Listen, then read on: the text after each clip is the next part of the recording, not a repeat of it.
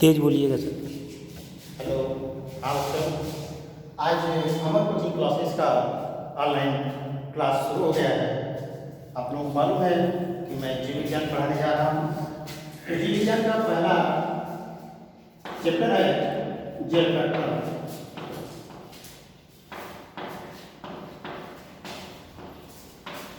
देखिए, जैव प्रक्रम क्या होता है? जैव मतलब होता है जीव, और प्रक्रम का मतलब होता है जीवों के अंदर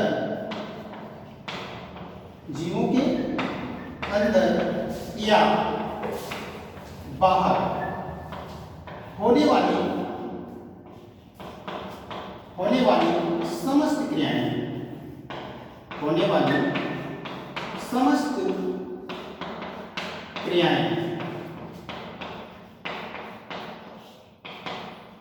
अर्थात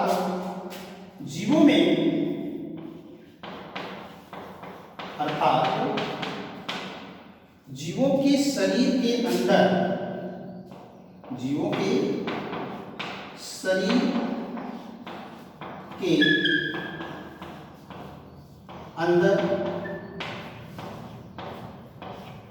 अर्थात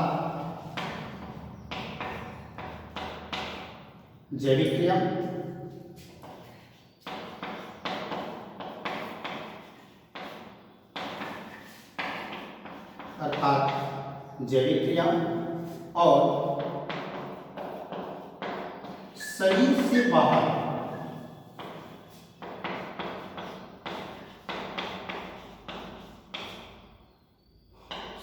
होने वाली क्रिया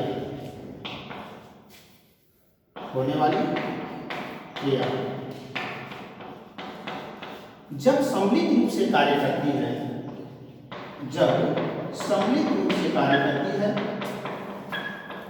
अर्थात मिलजुल कर आपस में कार्य करती है, क्रमबद्ध रूप से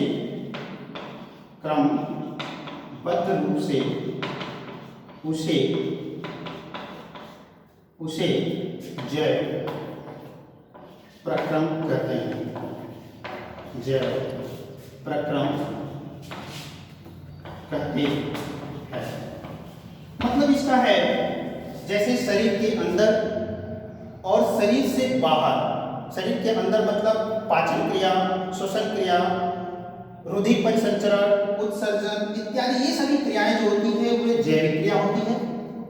और शरीर से बाहर जैसे बोलना, देखना, चलना, दौड़ना, ये सारी क्रियाएं जब दोनों एक साथ मिलकर क्रमबद्ध रूप से, सुचारू रूप से कार्य करती है, तो इसी क्रिया को जैव प्रक्रम कहते हैं। जैसे देखा जाए, जैव प्रक्रम के अंदर जैसे जैविक क्रिया की बात हुई, तो जैविक क्रिया होता क्या है? सबसे पहले हम लोग देखेंगे जैविक क्रिया। जैविक क्रिया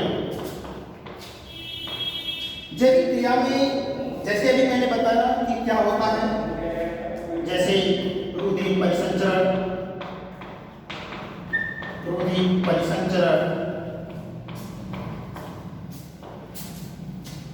पाचन, उत्सर्जन,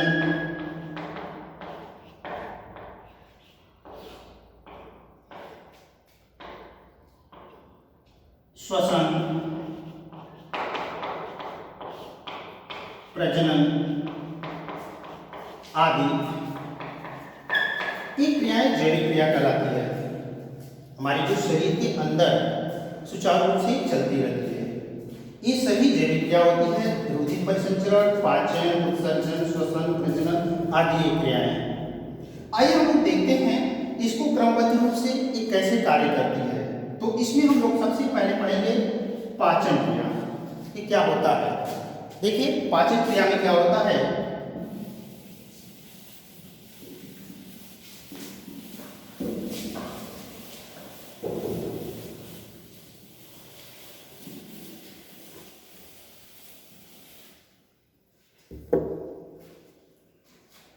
पाचन। देखिए, पाचन पाचन का मतलब आप लोग जानते होंगे कि जैसे भोजन का पचना, लेकिन भोजन की पचने की जो क्रिया होती है उसे पाचन की चरण कहते हैं। पाचन की चरण। आइए जानें कि पाचन की जो चरण है कितने चरण हैं। जैसे सबसे पहले नंबर 1 अंतर्ग्रहण। अंतर्ग्रहण। नंबर 2 पाचन। नंबर 3 अवशोषण।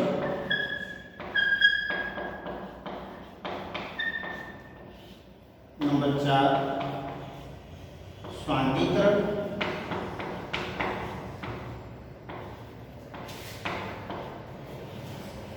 और नंबर 5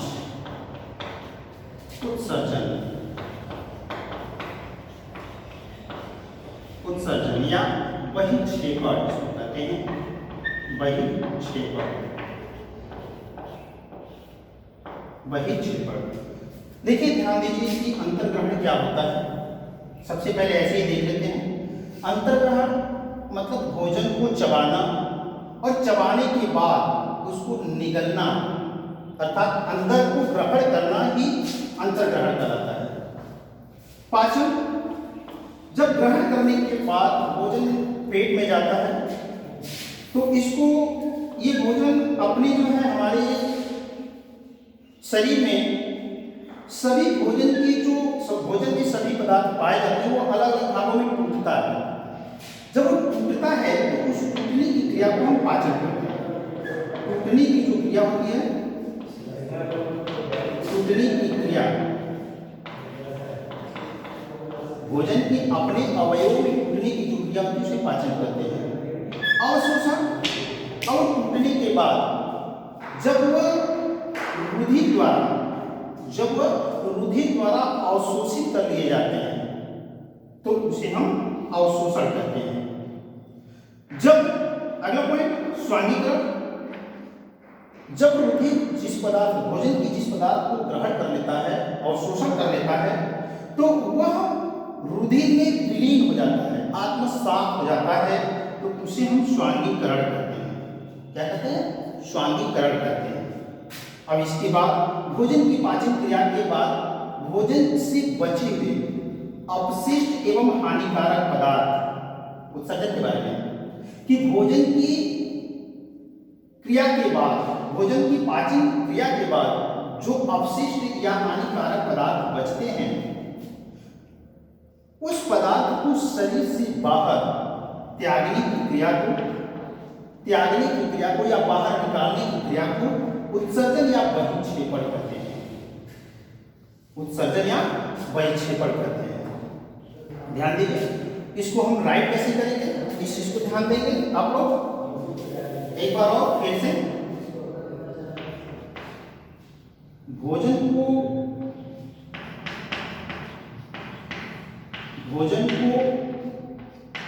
चबाकर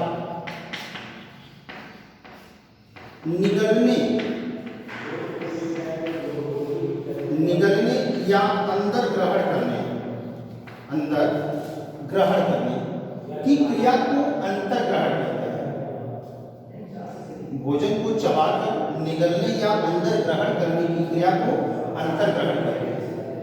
अगला पाचन। भोजन को ग्रहण करने के बाद जब भोजन हमारे पेट में जाता है तो भोजन अपने अवयवों में टूटता है। भोजन अपने अवयवों में टूटता है। ठीक है, तो टूटने की इस क्रिया को पाचन कहते हैं। अर्थात अवयव, भोजन के जो अवयव है ये क्या होते हैं, आइए देखते हैं एक बार भोजन के अवयव क्या होते हैं। भोजन के अवयव क्या होते हैं? देखिए भोजन के अवयव यानी भोजन में पाए जाने वाले जो पौष्टिक पदार्थ होते हैं, पौष्टिक पदार्थ, वो ही भोजन का अवयव करते हैं। वो पौष्टिक पदार्थ कितने होते हैं, आइए देखते हैं। नंबर 1, जैसे कि विटामिन,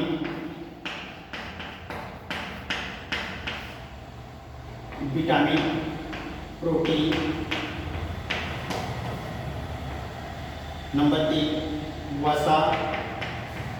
नंबर 4, कार्बोहाइड्रेट्स,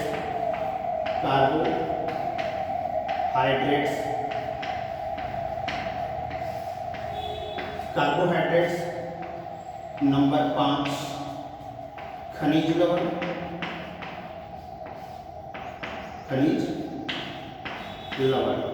ये 5 पदार्थ होते हैं। और इसके अलावा छठा होता है जल। ये सभी पौष्टिक पदार्थ भोजन के अवयव होते हैं, अर्थात पाचन क्रिया में भोजन के ये सभी अवयव अलग अलग भागों में टूटकर अलग हो जाते हैं। और इसका भी पाचन क्रिया हमारे शरीर में अलग अलग जगहों पर होता है। जैसे देखा जाए प्रोटीन का पूर्ण रूप से पाचन जो है हमारे आमाशय में हो जाता है।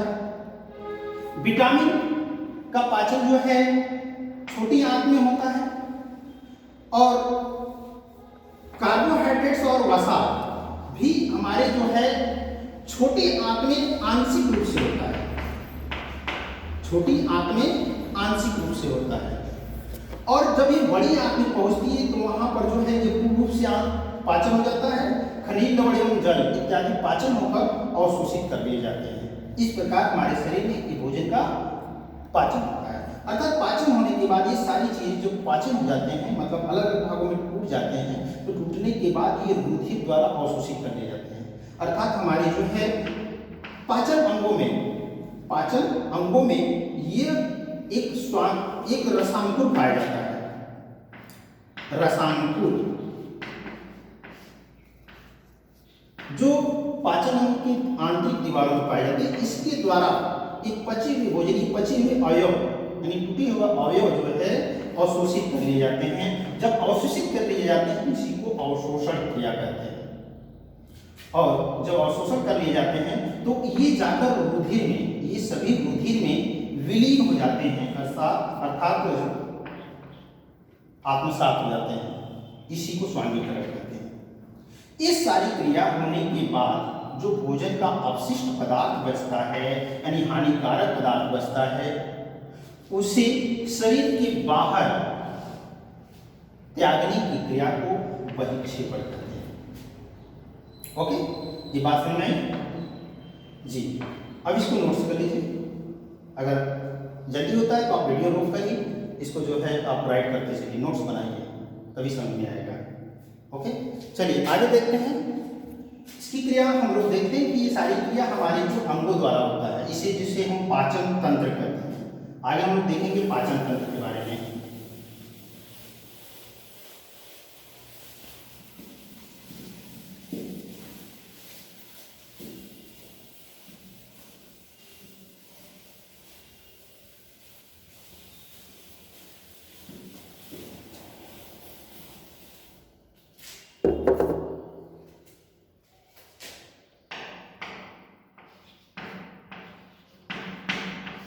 पाचन तंत्र,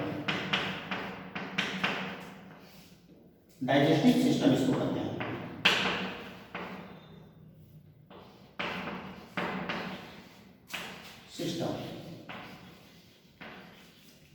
ओके, पाचन तंत्र में देखा जाए तो ये हमारे मुख से लेकर गुदा द्वार तक फैला होता है।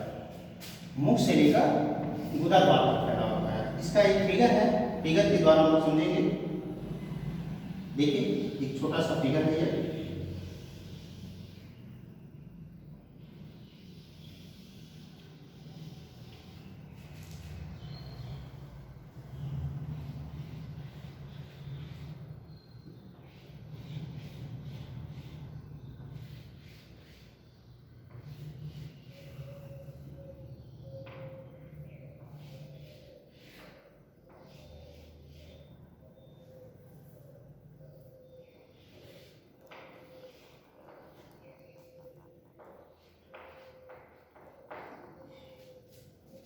ये यहाँ पर जो है एक छोटा सा अंगुली के समान जो है संरचना होती है। इसके बाद ये संरचना एक पतली नली के समान जो है एक ही में आपस में लिपटी होती है।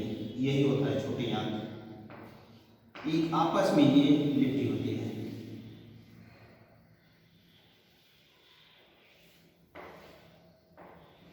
लिपटी होती है।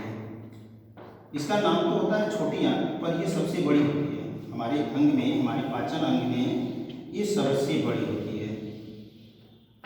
आइए देखते हैं, यहाँ से शुरू करते हैं। इसके पहले हम लोग नाम जान लें, फिर इसके बाद समझेंगे कैसे ये कार्य करती है। देखिए ये हमारा मुख होता है, मुख। इसी हमारे मुख में जो है दांत होते हैं। क्या होते हैं? दांत होते हैं। और इसी में जो है जीभ भी होता है, जीभ है। और यहाँ ये जो दिख रहा है इसी को कहते हैं लार ग्रंथि। लार ग्रंथि जो भोजन की चबाने के समय जो है भोजन को लुगदी बनाने में सहयोग करता है। इसी को इंग्लिश में सैलिवरी ग्लैंड्स कहते हैं। क्या कहते हैं? Salivary glands, salivary glands. Okay. और इसके बाद ये जो लंबी सी नली होती है, ये हमारे जो है गले से लेकर जो है पूरे वक्ष गुहा, वक्ष है, ये वक्ष है, वक्ष की बीचों बीच होकर जाती है और हमारे पेट में ये आमाशय होता है, इसी में घूमती है। इसी को कहते हैं ग्रास नाव, ग्रास नाव। और इसके बाद ये छोटी सी जो होती है, ये थैलिक संरचना होती है, इसी को कहते हैं अमाशय, अमाशय। इस अमाशय की बाद जो है यहाँ पर एक छोटा सा पत्तीनुमा संरचना होता है, पेड़ की पत्तियों के जैसा ये संरचनाएं होती है और इस तरह बना होता है। इसमें छोटे छोटे जो है संरचनाएं होती हैं, इस तरह बने होते हैं। इसी को कहते हैं हम अग्न्याशय, अग्न्याशय। और इसी अग्न्याशय से जुड़ा हुआ एक हिस्सा होता है जो हमारे शरीर की सबसे बड़ी ग्रंथि होती है, सबसे बड़ी ग्रंथि होती है, जिसको कहते हैं यकृत। क्या कहते हैं? यकृत कहते हैं। और इसी यकृत के पास में एक छोटी सी जो है थैली होती है, जिसको हम पित्ताशय कहते हैं। क्या कहते हैं? पित्ताशय। देखिए ये दोनों, ये यकृत और ये अग्न्याशय, ये दोनों हमारे शरीर की पाचन ग्रंथि है। पाचन अंग नहीं, पाचन अंग में ये ग्रंथि पाई जाती है। ये पाचन नहीं करता है, पर ये पाचन में सहयोग करता है। ठीक, इसको कहते हैं यकृत, इसी को लीवर कहते हैं। और ये पित्ताशय होता है, पित्ताशय, इसी को गॉल ब्लैडर कहते हैं इंग्लिश में। और इसकी बाकी जो है अमाशय के नीचे जो छोटी सी ये नली चलती है, ये पूरी नली अंदर तक ये जाकर फैली होती है। ये है, यही हमारा जो है क्या होता है? छोटी आंत होता है। क्या होता है? छोटी आंत।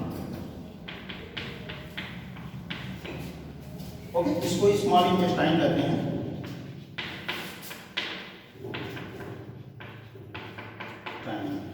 ओके, ये जो छोटी आंत होती है इसके 3 भाग होते हैं। यहाँ पर जैसे ये जो देखा जाए तो अंग्रेजी के सी आकार का होता है यहाँ, इसी को कहते हैं ग्रहणी। क्या कहते हैं? ग्रहणी। और यहाँ जो आपस में कुंजी होती है, इसको जो कहते हैं शशांक।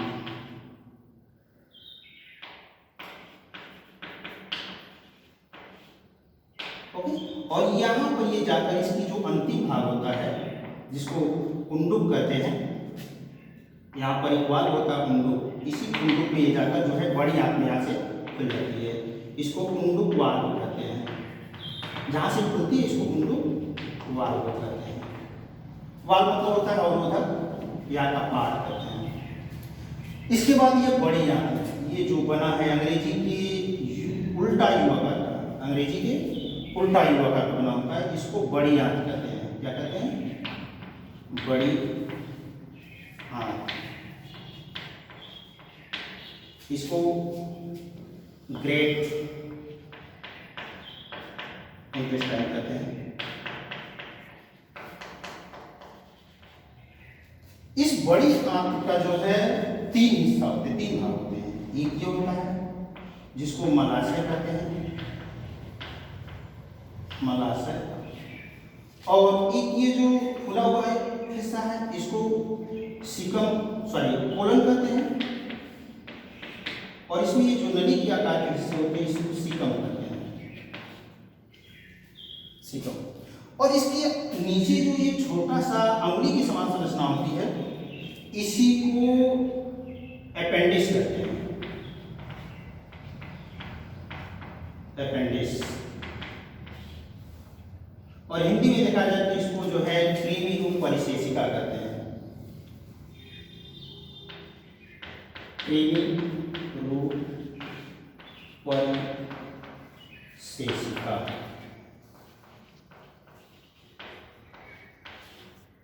क्रीमी रूप परिशेषिका कहते हैं। इसका कार्य क्या होता है?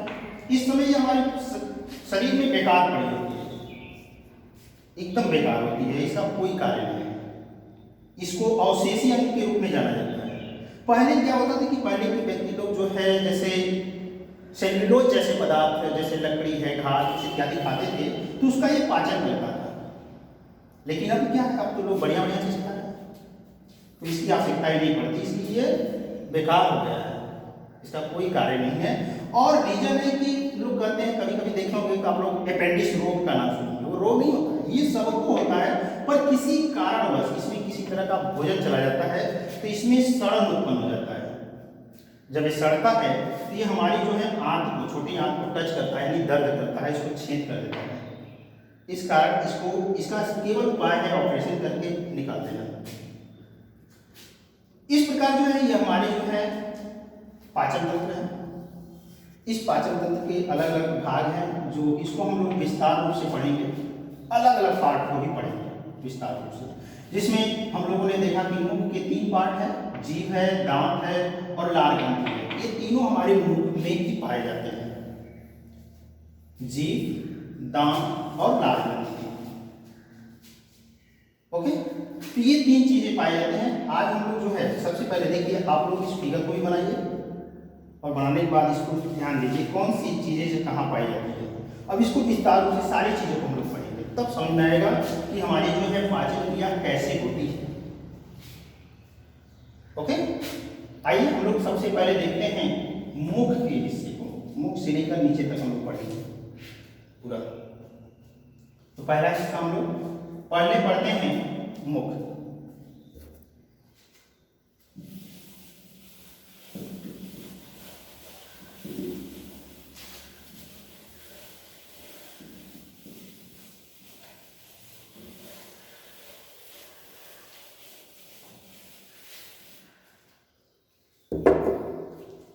देखिए मुख को हम लोग देखेंगे, इसको मुख गुहा कहते हैं।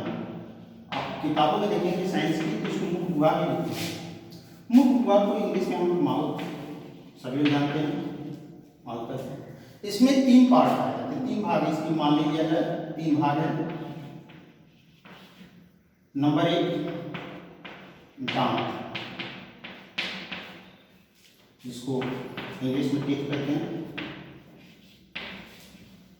और दूसरा है जीभ, इसको इंग्लिश में टंग कहते हैं, और तीसरा है लार ग्रंथि, लार ग्रंथि। ओके, इसको इंग्लिश में क्या कहते हैं? Salivary glands, salivary glands. Okay, ये 3 चीज आप लोग पढ़ेंगे। सबसे पहले जानेंगे दांत। देखिए बताया जाता है कि जो दांत है हमारे मुंह में पाए जाते हैं और ये भोजन को चबाने का कार्य करता है, यानी छोटे छोटे टुकड़ों में तोड़ता है। जब तोड़ता है तो इसके तोड़ने के द्वारा ये जीव जो होते हैं इसके द्वारा उसको हम आपस में मिलाते हैं, और मिलाने के बाद ये जो है एक तरल स्राव होता है, उस समय ये निकलता है जिसको आपस में मिलाता है। तो इस तरह ये जो है भोजन को अच्छी तरह जो है लुगदी बना देता है, जिसको कहते हैं मिक्सचर कर देता है आपस में, तब उसको हम लोग निकलते हैं। तो आइए हम देखते हैं सबसे पहले दांत के बारे में। देखिए दांत जो है बताया जाता है कि संरचना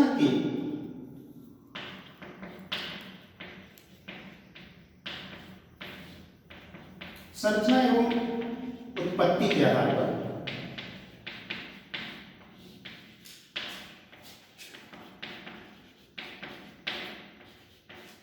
दो प्रकार का होता है। संरचना एवं उत्पत्ति के आधार पर यह दो प्रकार का होता है। नंबर 1, सबसे पहले हम लोग जानेंगे अस्थायी दांत, और दूसरा होता है अस्थायी दांत।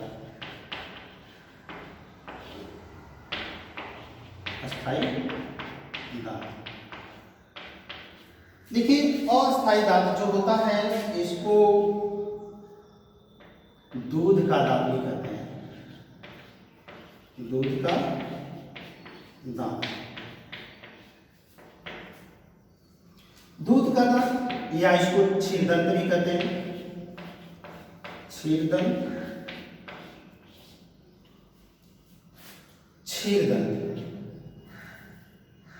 आइए देखते हैं ये क्षीरदंत या दूध का दांत जो होता है इसकी संख्या बच्चों में होता है, इसकी संख्या कुल होती है 20।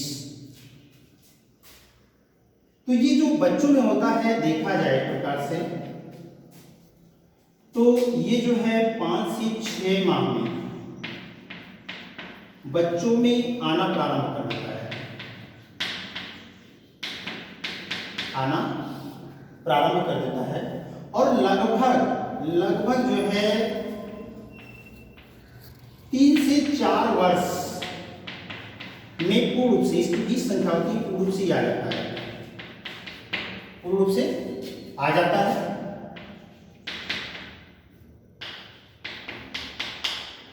और इसके बाद देखा जाए तो ये 5 से 6 वर्ष की अवस्था में टूटना शुरू हो जाता है।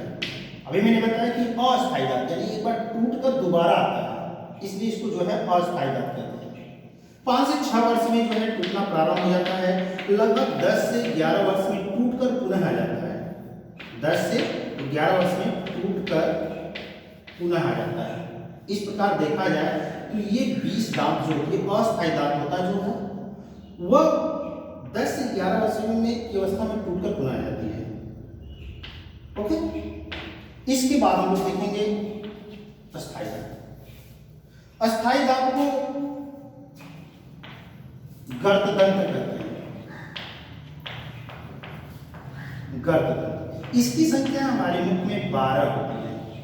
कितनी होती है? 12 गर्ददंत। आइए गर्ददंत यानी अस्थायी दांत के बारे में जानें।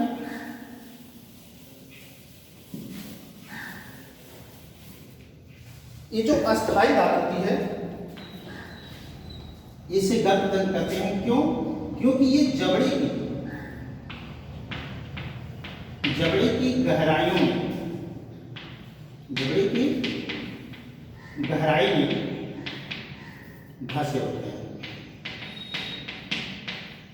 ओके, बताया जाता है कि ये जो है 11 से 12 वर्ष की अवस्था में आना प्रारंभ हो जाता है,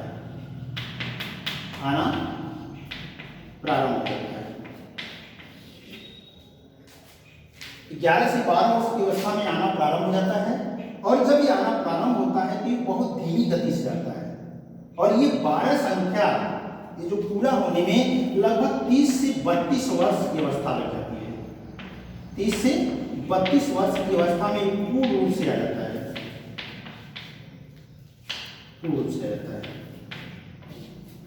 अर्थात ये जो 12 दांत होते हैं अगर टूटते हैं तो आते फिर नहीं है, जानती, ये अस्थाई दांत है, टूट जाए तो फिर नहीं आएगा।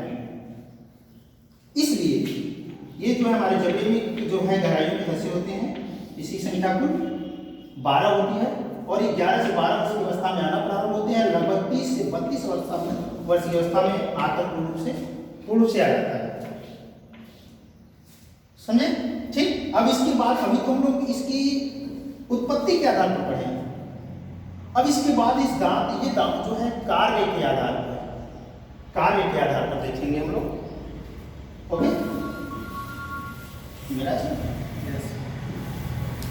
बस आइए देखें कार्य के आधार पर। ज्यादा हो सर, नेक्स्ट टॉपिक में लिया जाए कि देखा जाए कार्य के आधार पर। Okay sir,